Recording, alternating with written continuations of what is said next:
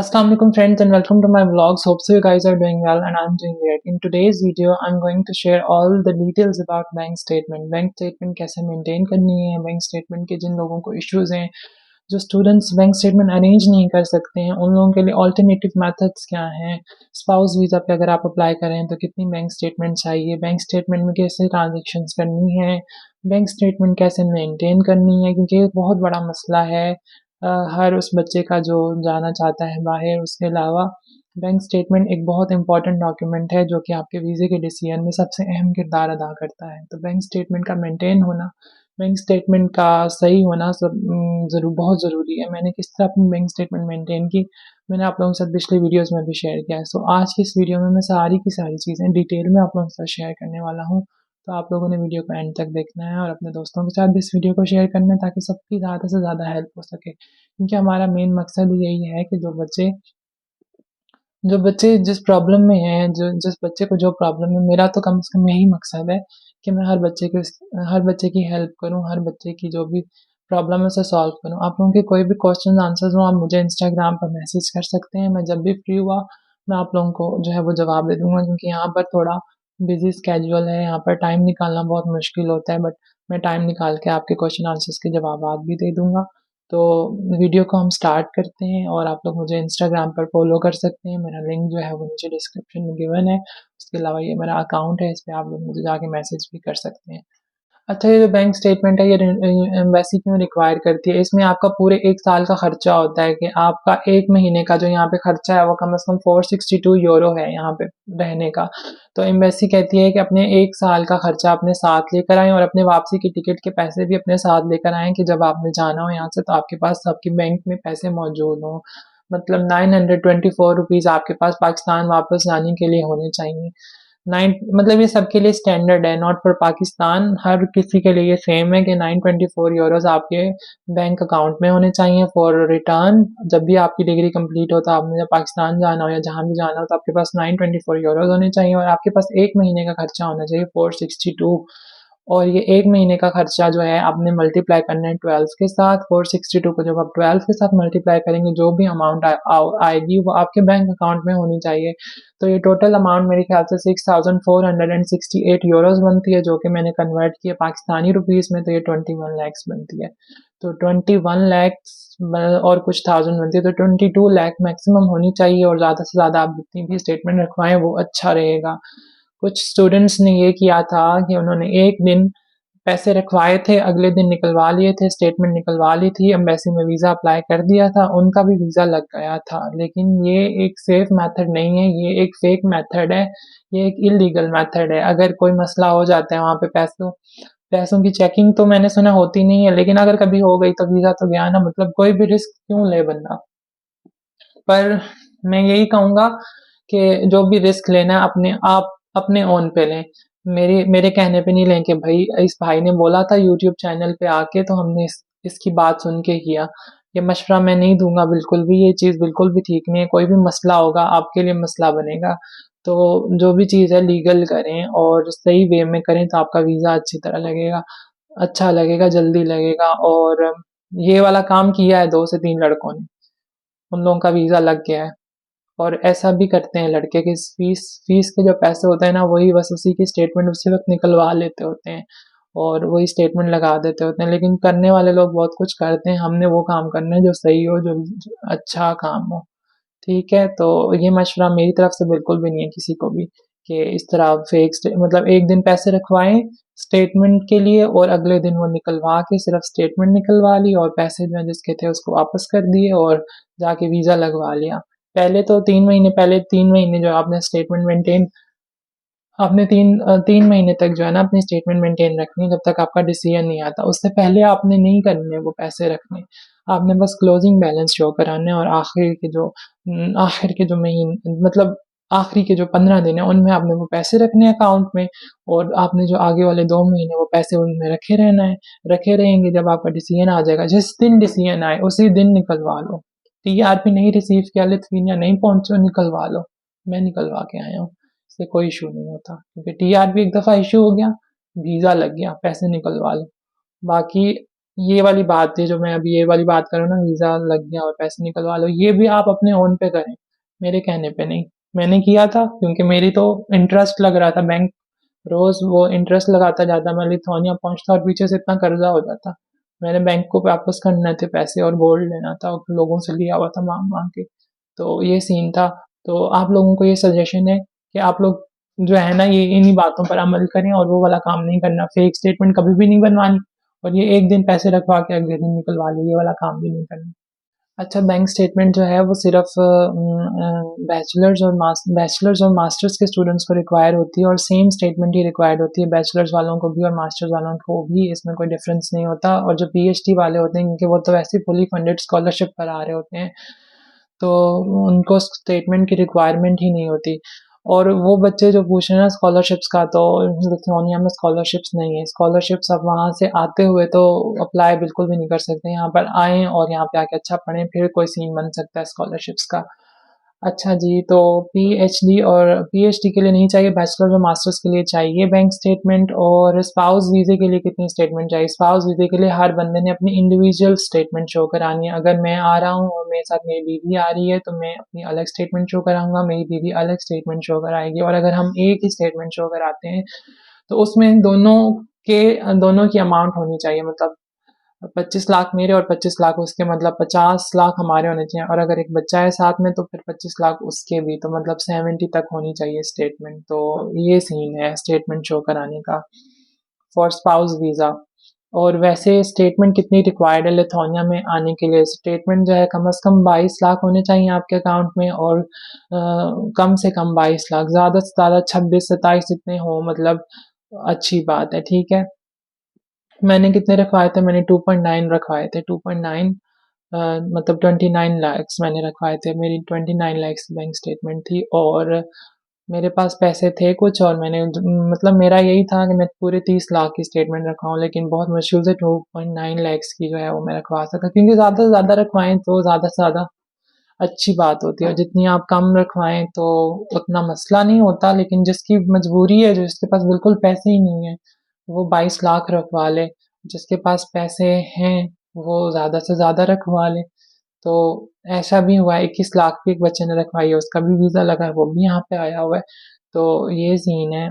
उसके अलावा एक मेन सवाल जो जो लोग भी लिथुआनिया आना चाहते हैं वो बैंक स्टेटमेंट से रिलेटेड परेशान है, या वो ये सोच रहे हैं कि बैंक स्टेटमेंट कैसे अरेंज करनी है। तो इस पे मैंने आपको पहले भी बताया था, गोल्ड एंड कैश लोन भी आप ले सकते हैं, और बैंक स्टेटमेंट के लिए आप किसी इन्वेस्टर की सर्विसेज भी ले सकते हैं। इन्वेस्टर की सर्विसेज लेने के लिए आप उनको पे करते हैं, वो आपको जो है वो महीने का आपसे चार्ज करते हैं, 5% 1 लाख पे चार्ज करते हैं, और वो आपको बैंक स्टेटमेंट आपको बना कर दे देते हैं। और उस बैंक स्टे अच्छा, जो भी इन्वेस्टर से सर्विसेज ले रहे हैं उनको मैं ये कहूँगा कि आप लोग पहले अपना एक न्यू बैंक अकाउंट खुलवाएं, जहाँ भी उस बंदे ने पैसे आपको डाल के देने। इन्वेस्टर कभी भी आपके अकाउंट में पैसे नहीं डाल के देगा, वो आपको ये कहेगा कि आप मेरी ही मर्जी के मेरे साथ चलो, मैं अपनी मर्जी का बैंक अकाउंट आपको बनवा के देता हूँ अपनी मर्जी की बैंक में। वहाँ पे उनकी सेटिंग हुई होती है बैंक मैनेजर्स के साथ, तो वो आपका बैंक अकाउंट खुलवाएंगे, आप वो वाला बैंक यूज़ कर सकते हैं। आप अपने किसी भी बैंक में पैसे इन्वेस्टर से नहीं ले सकते हैं। तो आप ये चीज़ ज़हन में रखें कि आप अगर अप्लाई कर रहे हैं यहाँ पर,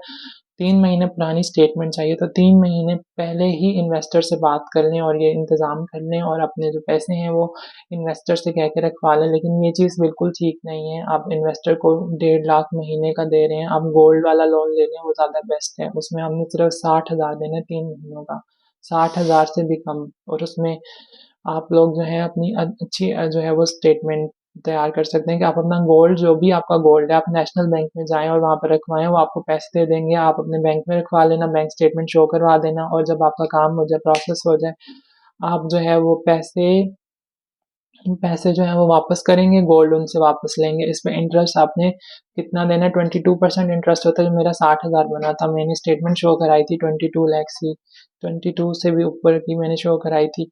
तो ये सीन होता है। और आपने बैंक से जो है वो बैंक स्टेटमेंट इस तरह आपने अरेंज करनी है आपने।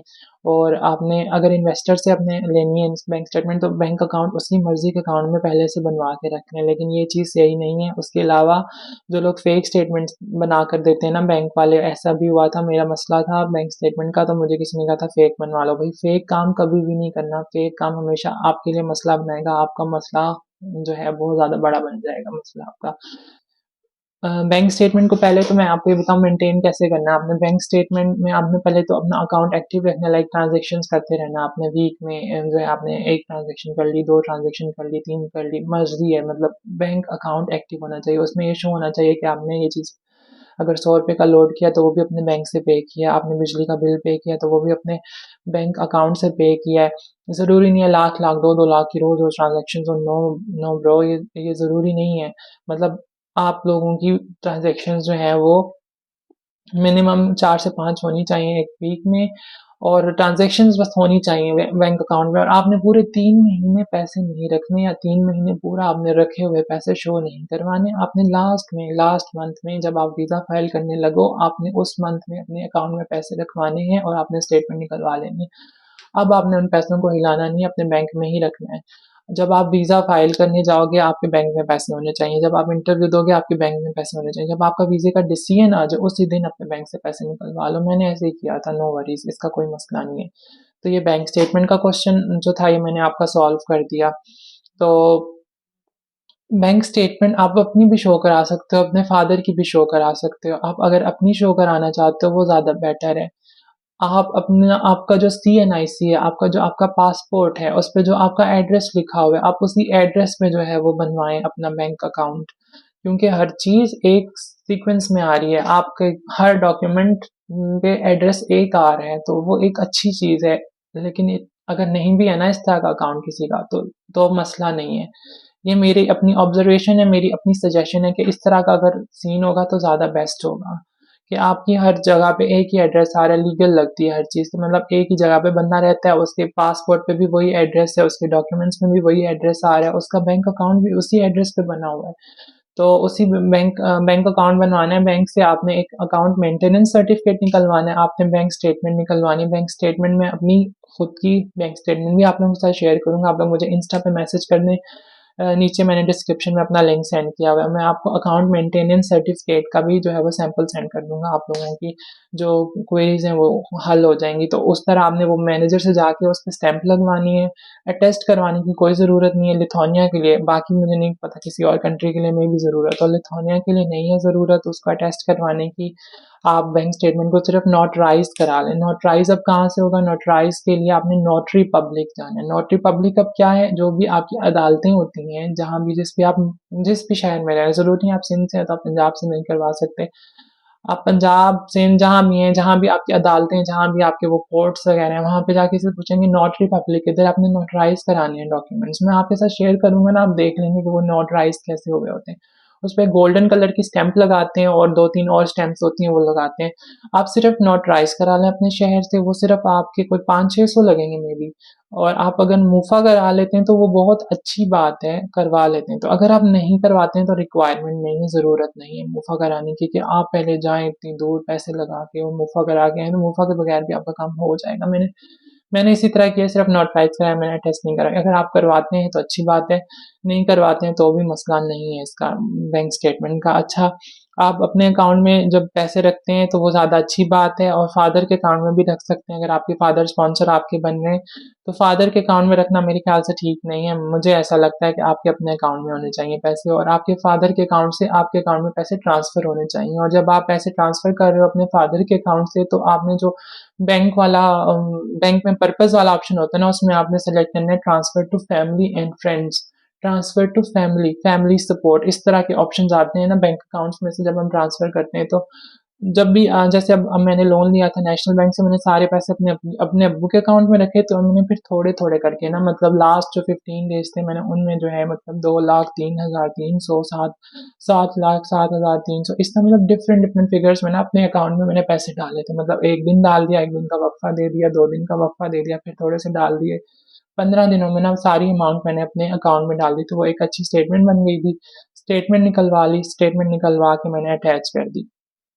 अब जब मैं एम्बेसी गया था, तो एम्बेसी जाते हुए भी मैं वही स्टेटमेंट लेके गया था। बच्चों के ये भी सवाल होंगे कि हम स्टेटमेंट न्यू निकलवा के जाएँ एम्बेसी जाते हुए, नहीं वही स्टेटमेंट ले जाएँ, 1 महीना पुरानी होनी चाहिए। मतलब 1 महीना ना हुआ होगा आपकी अपॉइंटमेंट उसी महीने में हुई है और वो उसी महीने की स्टेटमेंट है, तो आप वही वाली स्टेटमेंट साथ लेकर जाएँ। ठीक है? जो चीज़ आपने माइग्रेस में अपलोड की हुई है ना, सेम उसी तरह उसी हालत में आपने लेके जानी है माइग्रेस में, उसमें कोई फ़र्क नहीं आना चाहिए। तो इन्वेस्टर की सर्विसेज मत लें, इस तरह करें और फेक स्टेटमेंट मत इस्तेमाल करें। बैंक स्टेटमेंट और सोर्स ऑफ इनकम बिल्कुल भी यहाँ पे शो कराने की ज़रूरत नहीं है। सोर्स ऑफ इनकम के लिए आपने क्या करना है, सिर्फ अपना फादर का स्पॉन्सरशिप लेटर आपने लगाना है। वो मतलब आपने स्टाम्प पेपर होता है, स्टाम्प पेपर पे आपके फादर ये लिख के देंगे कि ये मेरा बेटा है, इसका ये नाम है, इसका ये पासपोर्ट नंबर है। वो भी मैं आपके साथ शेयर करूँगा इन कमिंग डेज़, क्योंकि अभी उसकी ज़रूरत नहीं है। उसका भी सैंपल आप लोगों के साथ शेयर करूँगा, उसको देखते हुए आप अपना जो है वो स्पॉन्सरशिप लेटर बना लेना कि मेरे फादर जो है वो जॉब करते हैं, मेरे फादर की इतनी जो है वो अर्निंग्स हैं और मुझे सपोर्ट करें। नहीं, नहीं, नहीं, आपके फादर आपको लिख रहे हैं तो आपके फादर लिखेंगे कि मेरी इतनी अर्निंग है और मेरा बेटा है, ये बाहर जा रहा है, इसको मैं इतना जो है महीने का खर्चा है इसका, मैं इसको सारा दूँगा, इसके बैंक में मैंने इतने पैसे रखवा दिए हैं, इसको और भी ज़रूरत पड़ी तो मैं आगे इसको और पैसे दूँगा। ये सारा कुछ ना इंग्लिश में लिख के उसको आपने जो है उसी तरह नोटराइज़ करवा लेना है, आपके फादर के साइन हो गए और आपने बस ये स्पॉन्सरशिप लेटर साथ अटैच करना है। इसके अलावा आपको कुछ नहीं चाहिए। सोर्स ऑफ इनकम के आप ज़मीनों के कागज़ात दिखाओ, आप अपने प्रॉपर्टी के कागज़ात दिखाओ, ऐसा कोई भी सीन नहीं है, ऐसा कुछ भी नहीं है। बस आपने यही काम करना है कि आपने सिर्फ एक स्पॉन्सरशिप लेटर लगाना है और आपका सीन ऑन हो जाएगा और कोई कॉम्प्लिकेशंस नहीं होंगी। तो ये थी बैंक स्टेटमेंट की वीडियो। बैंक स्टेटमेंट कैसे मेंटेन करें, बैंक स्टेटमेंट कैसे बनाएँ और बैंक स्टेटमेंट जो है वो कैसे होनी चाहिए। तो होप सो आप लोगों को ये वीडियो काफ़ी अच्छी लगी होगी, आप लोगों के लिए बहुत इन्फॉर्मेटिव रही होगी। तो आप लोग अगर चैनल पे न्यू हैं तो चैनल को सब्सक्राइब कर दें, वीडियो को शेयर कर दीजिएगा और keep supporting my videos, keep supporting my content और ज़्यादा से ज़्यादा वीडियोस देखें, ज़्यादा से ज़्यादा वॉच टाइम दें ताकि जल्द से जल्द मेरा चैनल जो है एक अच्छा चैनल, एक कामयाब चैनल जो है वो बन जाए। सो आप लोगों से नेक्स्ट वीडियो में नेक्स्ट टॉपिक पे मुलाकात होगी। तब तक के लिए आप लोग अपना ख़्याल रखिए, अपने साथ दूसरे लोगों का ख़्याल रखिए। अल्लाह हाफ़िज़।